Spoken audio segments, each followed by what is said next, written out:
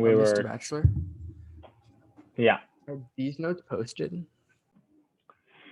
Okay, so yesterday we were talking about putting a bunch of rectangles underneath a curve, underneath a function, and then trying to make the number of subintervals approach infinity so that we would have an infinite number of subintervals, an infinite number of those little rectangles, and as we summed all of those rectangles areas together, we should get an exact area underneath the curve. That was our goal.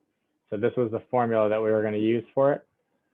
It was the limit as n approaches infinity, where n is the number of subintervals of the sum from the first subinterval, k equals 1, to the nth subinterval of the height of each of the subintervals, f of c sub k, times delta x, the length of each subinterval.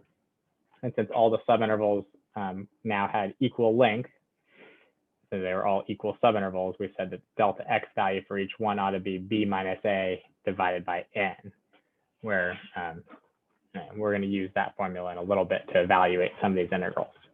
And so what we call this, this equation here is an integral. That's what it is. It's a definite integral.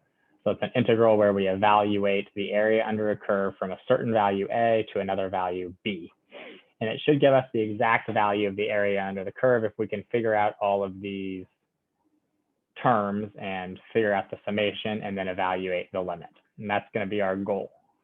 So we're going to talk about two different types of notation. So this right here is a limit and a summation. And this is the notation that Newton was using when he was developing calculus and developing integrals and finding these areas underneath the curve. And then there was another guy who was also doing calculus and developing calculus at the same time. His name is Leibniz. And he used a different notation. And this is actually the notation that we ended up using as we went forward up to now. We use this integral sign notation, which looks like a big stretched out S. And so what we say is that on whatever interval we're looking at from A to B, this limit as n approaches infinity of this summation of the areas of all the rectangles is equal to what we called the integral from A to B of our function f of x dx. And so the thing that's inside of the integral sign, remember the integral sign is just this squiggly s, the thing that's inside of it is called the integrand, okay? And it has a lower limit, which is where you start your interval to find the area, and the upper limit where you end your interval where you're looking for the area. The dx is just representative of this delta x, so it's the tiny little widths of each of these rectangles that we draw on our function, and the f of x is just the height of the function at any point on this interval from A to B. Okay? So one of the things that you're asked to do on the AP test is to be able to go back and forth between these two different notations. Usually there's only one or two questions, usually only one, where they'll ask you to go from this notation, which is the standard notation that we're going to use pretty much all the time after today, into this notation. Okay? And every once in a while, they'll ask you to go from this notation to this notation. So we're going to do one problem real quick where we go from Newton's notation to Leibniz's notation. Then we're going to do quite a few where we go the other way. And then we're going to move on and develop some rules for integrals to make our work pretty easy. Any questions so far? Everybody all right so far? Yep. Okay. So here's the situation we've got. We've got an interval from -1 to 3. We've partitioned that interval up into n different subintervals of equal length. And we're going to let n sub k be the midpoint of the kth subinterval. And we want to write this limit as an integral in Leibniz's notation. So if we're going to try to write this limit of this summation as an integral, the first thing that we're going to need is an integral sign, right? So this integral sign is basically saying add together all these things, sum together all these things that are inside of here. And what are the limits of my integral going to be? The lower limit should be the beginning of my interval. And what's that?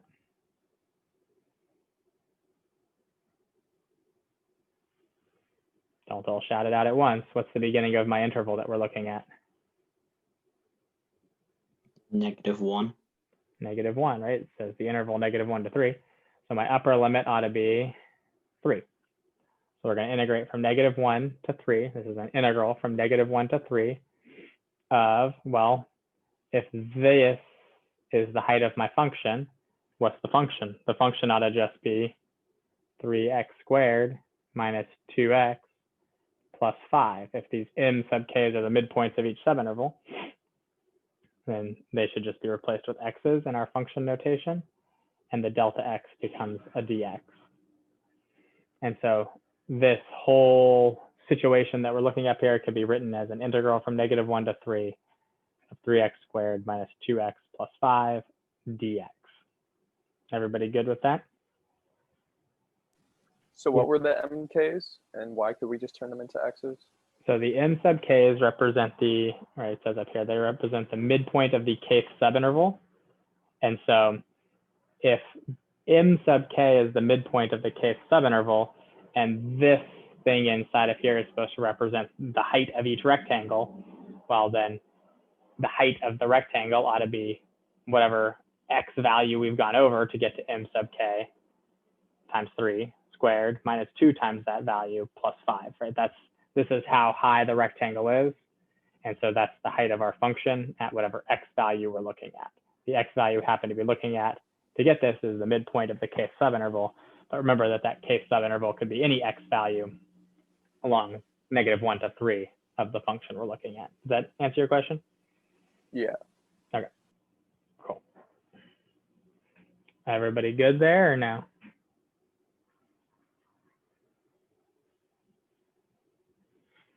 All right, so now what we're gonna do is we're gonna start in Leibniz's nice notation, and we're gonna try and convert it into a limit, and then see if we can actually evaluate that limit.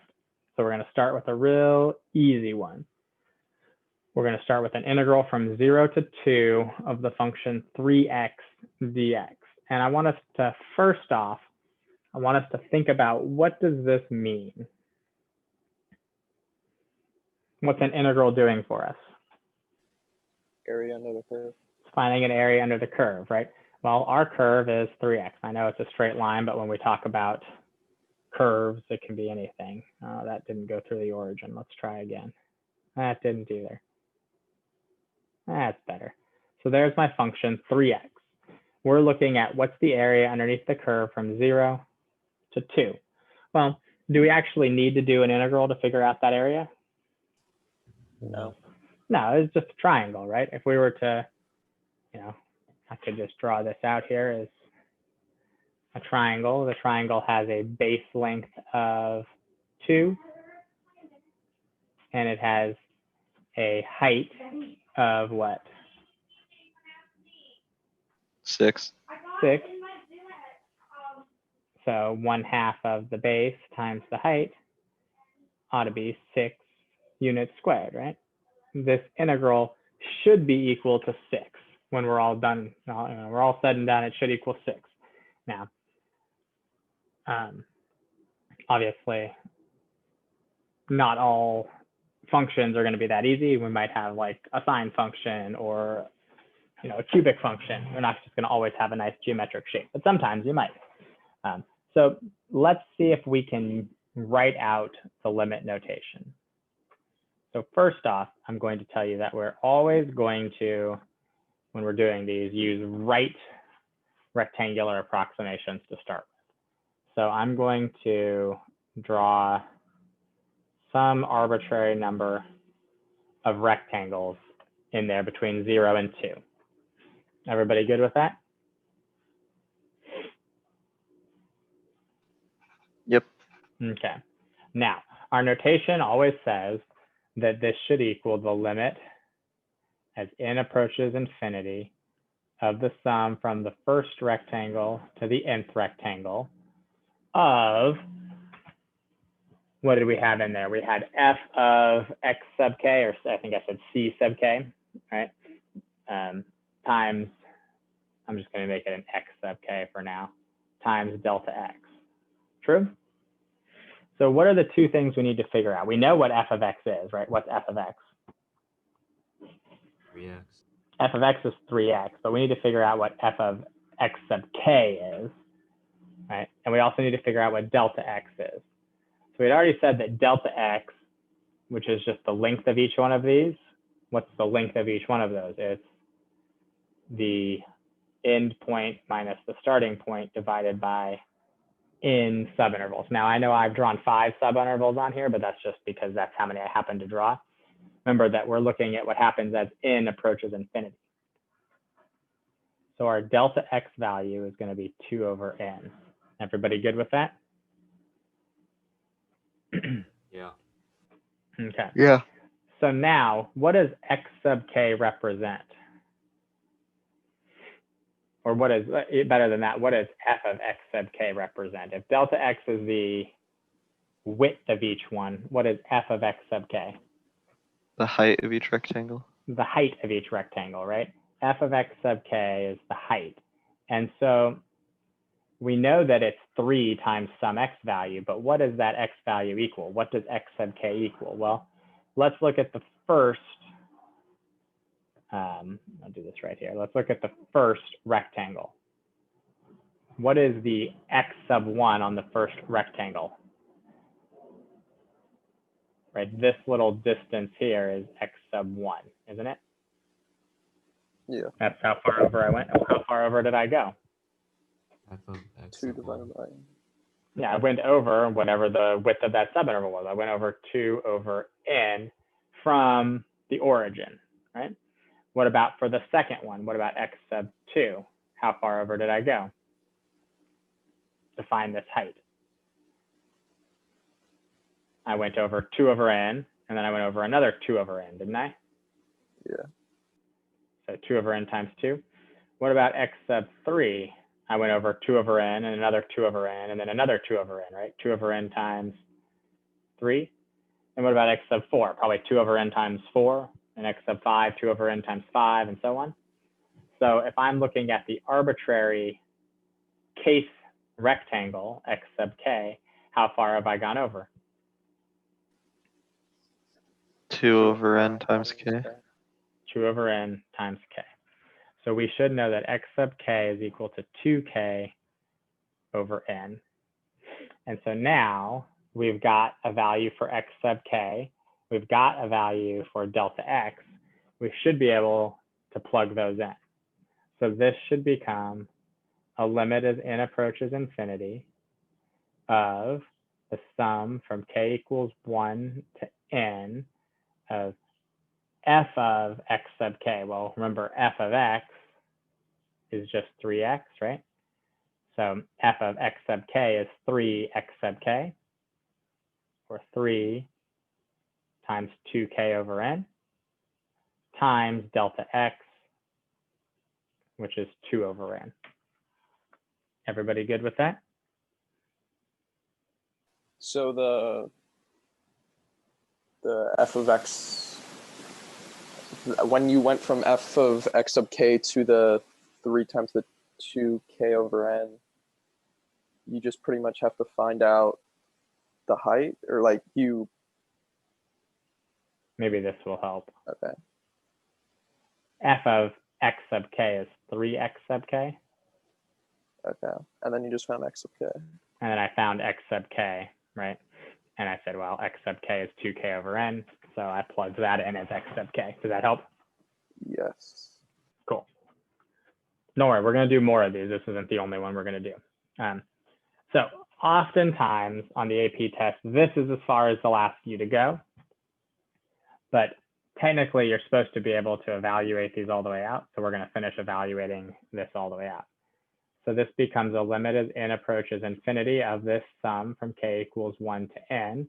And what do we have here? If I distribute all this stuff through or multiply it all through, I end up with, looks like 12k over n squared. Everybody agree with that?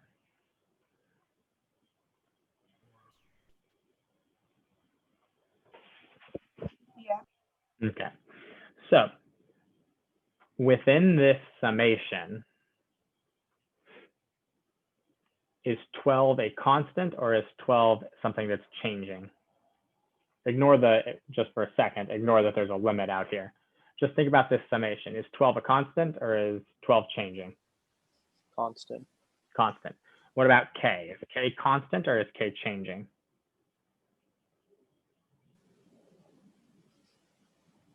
Is it a constant? It is not a constant, right? Not a constant. K Changing. equals, we're starting at K equals 1 and going to some number n, right? So K is the first rectangle, then the second rectangle, then the third rectangle, and so on. So K is changing. What about n or n squared? Constant. N squared is, so I couldn't hear I heard the first person, the rest of it all went crazy there. The n squared is also just a constant because remember, n is just a number of subintervals. Until we start having n go towards infinity for the limit, n is just a constant. Once we go towards infinity, n becomes a variable, right? But n is just a constant within this summation.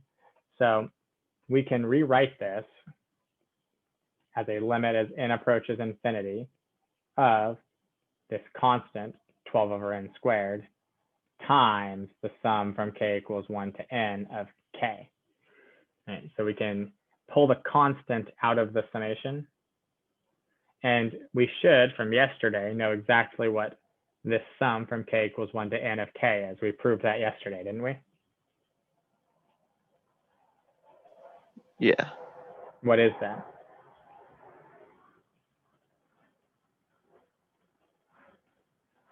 E minus A over N. No. Remember, this is the sum of all the integers from 1 to n. So that was equal to n times n plus 1 over 2. Remember, we wrote out the numbers from like 1 to 100 and then wrote them from 100 to 1. And it came out to be 100 times 101 divided by 2. And then we did it with n. So this summation right here is equal to this right there. Everybody good now?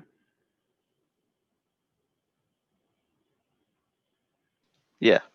Okay. So now we're down to just one variable, right? We're within the limit. N is approaching infinity. N is now our variable.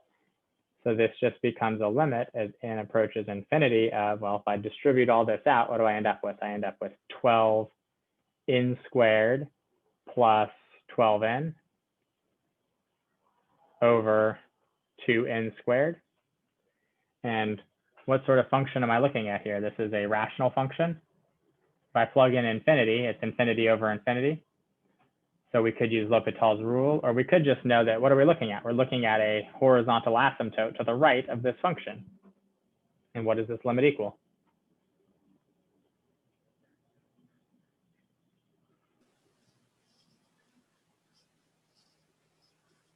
Six. It should equal 6, right? We could show that if we wanted to by using L'Hopital's rule.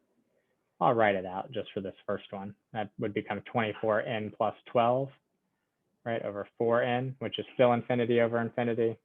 And using L'Hopital's rule, we'd say this is now the limit as n approaches infinity of 24 over 4, which is 6. And that's exactly what we had way back at the beginning, said that the area underneath this curve should be if we're just looking at it as if it were a triangle. Obviously, that's a lot more work for something as simple as just a linear equation that's just a triangle. But it will work for any function. As long as you can evaluate the summation and then the limit, you should be able to use this to find the exact area underneath any curve. Does that make sense? So we just algebraically found the integral of 3x, just through all that right there. That's correct. Okay. Will it always be that long, or are we going to get integral rules that'll simplify it a lot? Oh, we're going to get some integral rules that are going to make it a lot easier. Probably Okay. starting like tomorrow or the next day. It'll probably not be till Monday because we got a couple other like technical stuff about integrals to talk about before we get into that. So today we're going to do a little more of this and then a little more of this tomorrow and then finish up a bunch of other sort of related things on Friday also. And then Monday we're going to start learning the rules, learn all the rules next week, and hopefully get through everything we need to be able to integrate by the end of next week so that we only have a couple of units to go when we come back. So that's the goal. So let's do another one of these now. We still got about 10 minutes or so, I think. I have a question. Oh, yeah. What does K represent in terms of like the rectangles or? So K is just any arbitrary rectangle that I choose within here. It could be any rectangle I want it to be. K is just, so the K within this summation, we're saying K equals 1 is the first rectangle, and we're going up to the nth rectangle. So each of these rectangles is, this one's rectangle K equals 1, this one's rectangle K equals 2, this one's rectangle K equals 3, all the way up to, in this case, an infinite number of those rectangles, even though I only drew 5 of them there. Does that make sense? So is it the width or the total area? I'm sorry, is what? Is it the width of each triangle? I mean rectangle? The K? No, the K is not the width of them. The delta X is the width of each of them. K is just how we number them. So this is the first one, K equals 1. This is the second one, K equals 2. Okay. You know, this notation here is just basically saying, all right, I'm listing out all of these. So I'm adding together all the this thing with K equal to 1, then K equal to 2, then K equal to 3, all the way till I get to K equals N. Right. Okay. Is that good now? Thank you. Yeah. Okay, cool. All right, so let's take a look at this one. An integral from 1 to 4 of 4x dx. Once again, this one's just linear, so it should be pretty easy to figure it out without doing all this other work, but let's do all this other work just to get the practice in.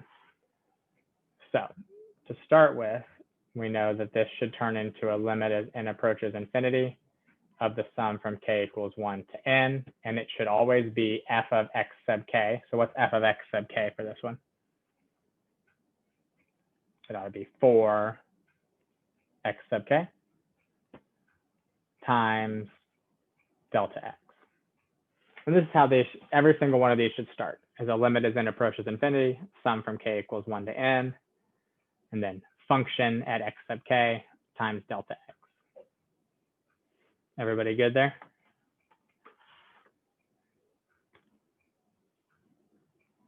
Hopefully. Yeah. All right. Now, we should know also that delta x is always 100% of the time equal to b minus a over n. So in this case, our b is 4, our a is 1. It ought to be 3 over n. Everybody good with that? Yeah. Yep. All right, now I want to draw this one out. Here is 1 and here is 4. And we're looking at an integral from 1 to 4, which means we're only interested in this area, not all the way from the origin. So as I draw my right rectangular approximation in here, pretend that I did that really nicely. What is x sub 1? It's the value right there, isn't it? Yeah. Because that's how high up I went, or that's how far over I went to go up to my function for that first rectangle, right? And this one would be x sub 2, and so on. So what's the value of x at x sub 1? 2. Well, not necessarily, because remember, I have an arbitrary number of rectangles drawn in here. So how far over have I gone? I've gone over 1 unit from the origin until my integral starts, right? From 0 to 1 before the integral even begins. And then for the first rectangle, I went over its width. And what was the width of that first rectangle? 3 over n. So x sub 1 in this case ought to be 1 plus 3 over n. Everybody good with that?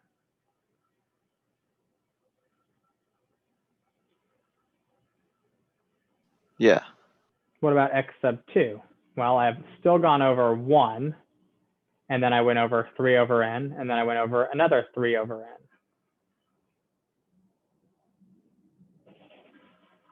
So 1 plus 3 over n times 2. And you'll probably note that if we do x sub 3, it's still going to be that 1 plus 3 over n times 3. And as we get to x sub k ought to be 1 plus 3 over n times k. Everybody good with that or no? Yeah. So notice that in the last one, our x sub k didn't have a number attached to the beginning of it because our lower limit of our integral was 0. We started at the origin. But now, because our lower limit is 1, we're not starting at the origin. We have to still include that 1 as the x part of the x value for how high up we go. So we're going to note that x sub k, and you're going to want to know this and write this down and memorize this, x sub k is always equal to the lower limit plus what? Delta x times k. 100% of the time. Your x sub k will always be your lower limit plus delta x, so 3 over n times k in this case. Everybody good there? And we'll note that that applied here too, right? A was 0, so I had 0 plus delta x, which is 2 over n times k, 2k over n. Everybody good there or no? Good. Yep. All right, cool. All right, let's see if we can finish this up in the 2 or 3 minutes that we got left here. So this now becomes the limit as n approaches infinity of a sum from k equals 1 to n of 4x sub k. So that'd be 4 times 1 plus 3k over n times delta x, which is 3 over n, which gives us a limit as n approaches infinity of a sum from k equals 1 to n. And now we've got a 4 and a 3 over n times all of this. So that's 12 over n that we're distributing in. 12 over n plus 36k over n squared.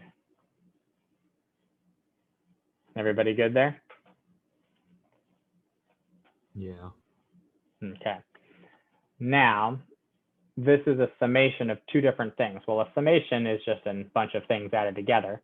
So I could do each of these separately.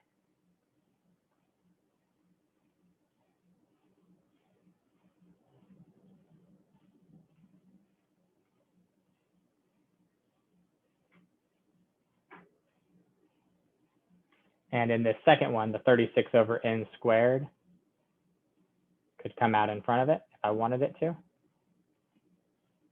show that there's just a k in there. And if I add together a bunch of constants from the first of them to the nth one, how many of those constants did I add together? Right, 12 over n just being a constant.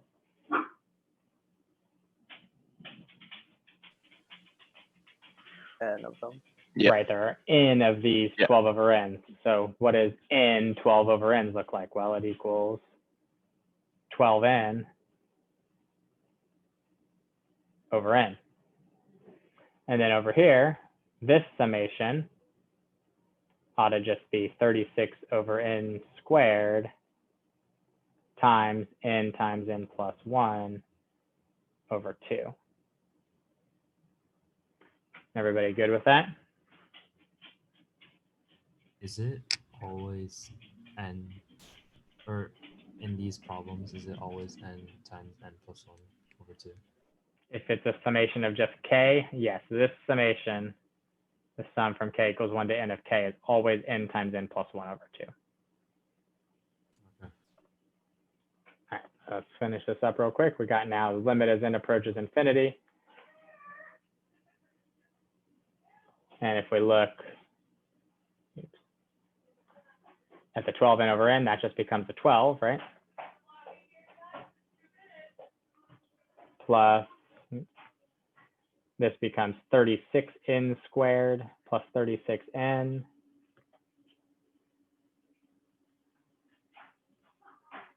over 2n squared. Everybody good with that? Yep. Yeah. And what is this second part of this limit equal?